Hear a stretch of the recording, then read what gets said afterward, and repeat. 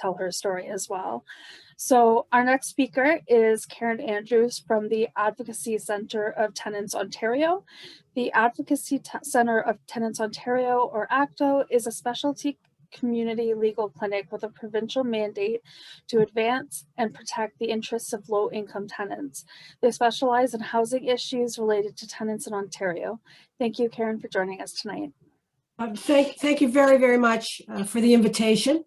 Whenever I do these things, I see so many younger people who are energetic and committed. And some of us on the call have been doing this for 35 plus years. But it's so inspiring to see young people who are identifying this problem. But because I'm so old, I'm going to give you a history lesson. Mike Harris eliminated effective rent control. And Mike Harris got rid of the Rental Housing Protection Act. And this is a crisis 30 years in the making.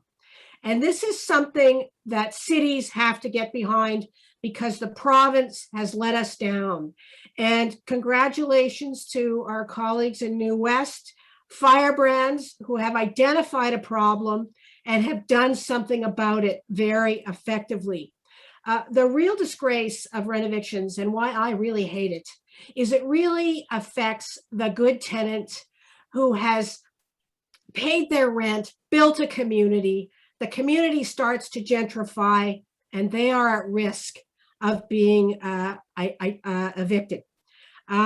It's really, it's a disgrace. And as Matthew Desmond, a sociologist from Harvard, says, there is one word for what's going on, and that word is greed.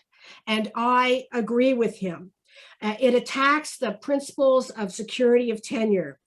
But can we be surprised when 96% of rental housing is in private hands?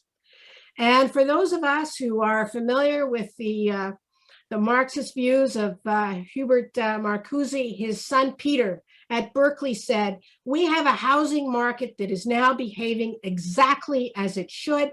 It is in private hands, and they have created scarcity. Now, the legislation in Ontario for our colleagues in British Columbia, it's kind of similar, and it looks pretty good on paper. The renoviction section in Ontario looks pretty good. It's really good in New West, where the landlord has to rehouse. That will operate as a real disincentive.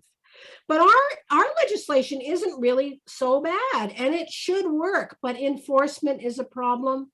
The fine structure is a problem. And adjudication is a problem.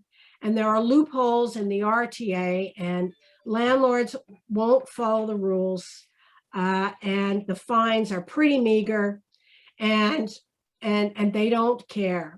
So it is a perfect storm of landlords who just want to make more money, don't want to follow the rules, and lie. And I do not like this. As a lawyer and as a citizen, I don't like these games. And New West seems to have found a way to shut it down. Ottawa, Toronto, and Hamilton, we have to fight back. These communities depend on affordable housing.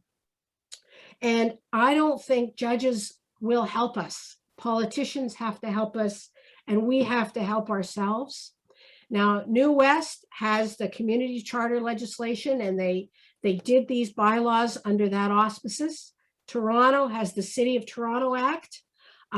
There might be legal problems, and I can tell you that the landlord or developing lobby will say, hey, New West has a different legislation than Toronto does, so you're out of luck. But we have to stand together, and the city has to fight hard, because we all need affordable housing. The good life depends on affordable housing.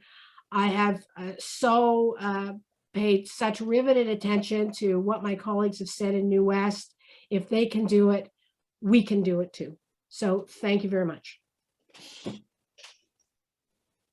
Thank you, Karen. That was really inspiring. And you're right. It is. I'm happy.